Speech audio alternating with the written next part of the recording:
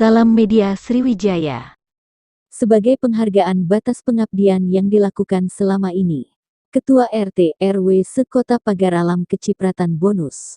Ketua RW dan RT merupakan garda terdepan ujung tombak pemerintahan yang bersentuhan langsung dengan masyarakat.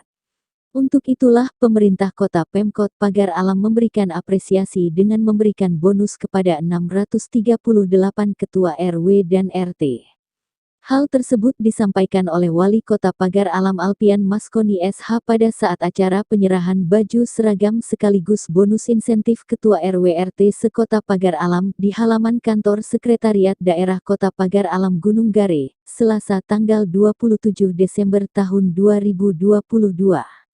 Pada kesempatan itu juga, Wali Kota Pagar Alam Alpian Maskoni menyerahkan 3 unit motor sampah 30 kursi serta 4 unit motor operasional bagi penyuluh lapangan keluarga berencana tingkat kecamatan di Kota Pagar Alam.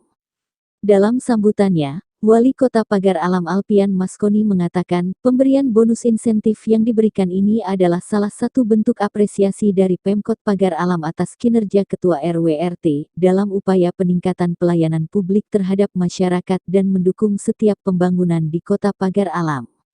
Selain bonus insentif yang diberikan kata Wali Kota, pada tahun ini Pemkot Pagar Alam juga memberikan baju seragam untuk Ketua RW RT Sekota Pagar Alam guna menunjang penampilan dan kinerja Ketua RW RT dalam melayani masyarakat.